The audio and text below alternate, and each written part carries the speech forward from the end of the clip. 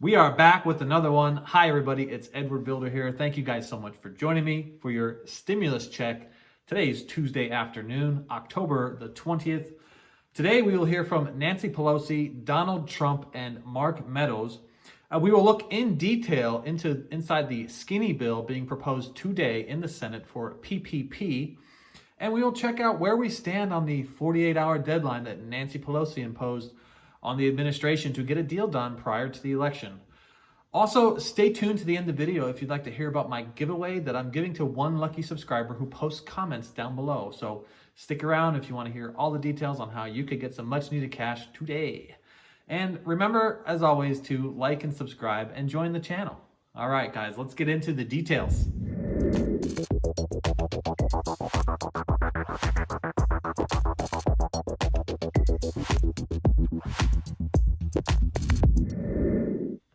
First, let's start out with the skinny bill proposed by Mitch McConnell that is on the floor today in the Senate for PPP funding. Now, this is a $257.64 billion fund. I would imagine that 257.64 came from the remaining funds that were allocated in previous PPPs that they are just going to reopen the funds to.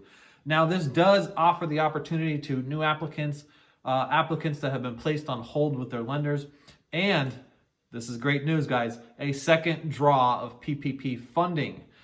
Check out my videos on where you could gain access to these funds with online lenders. I will put a link right here above us. Go in there, just check this out because there's certain lenders online that could get this done for you within 3 business days. Super, super fast. And I know we all need these funds pretty fast, pretty quickly. So check out these links that I'm dropping up here. I'll put maybe 2 of them so you can kind of compare different lenders. Now, this funding is available. PPP funding will be available to businesses with less than 300 employees, and the second round draw will be available to individual businesses with a 35% reduction in gross revenue when compared to 2019 quarters and 2020 quarters. If this bill passes, I will post some videos on how you could demonstrate this reduction of your income, reduction of your gross revenue. I'll put links in future videos so you guys can check that out. The loan is also expanded on forgiveness. This will include covered supplier cost, covered worker protection, and covered operational expenditures. So the Paycheck Protection Program has expanded to these additional uses of funds for forgiveness. It also declares that it's going to have a simplified loan forgiveness process for smaller loans. These are many of the sole proprietor loans that are out there, below $20,000 or even below $50,000. This will provide $50 million to the SBA to audit and review the forgiveness process so they could see this get expedited. Mark Meadows suggests that this bill is a backup plan should the administration not be able to come to terms with Nancy Pelosi.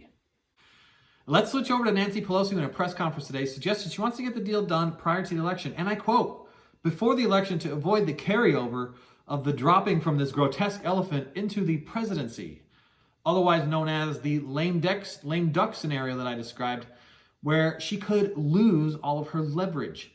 She is still firm on more state and local funding, more unemployment, better wording on the national test plan, and better wording on liabilities protections. The Republicans feel that she keeps changing her mind on all of these things. However, these have been the same things she has suggested for the past 5 months.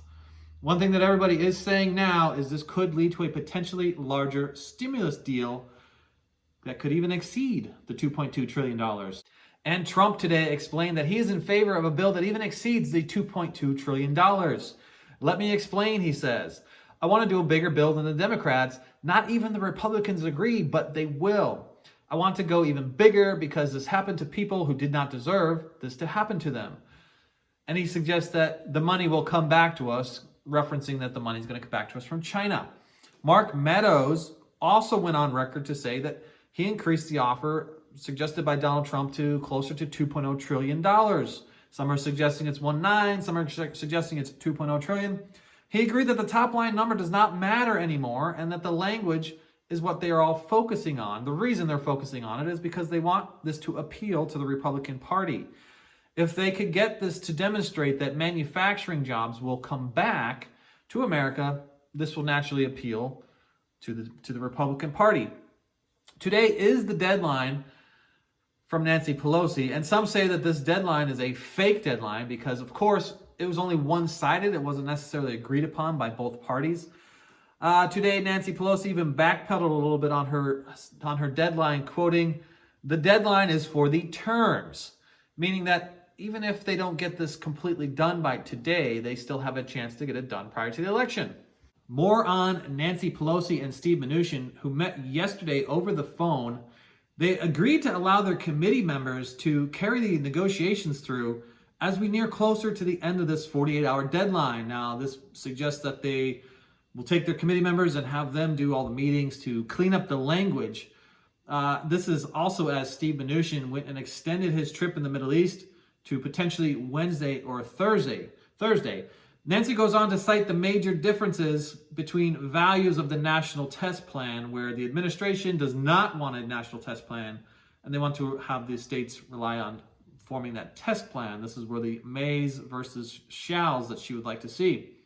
She also talked about the larger tax credits that she is pushing for versus just increasing the $500 per dependent to $1,000 per dependent. And the number one issue that she is suggesting is no longer about the money, it's all about the details.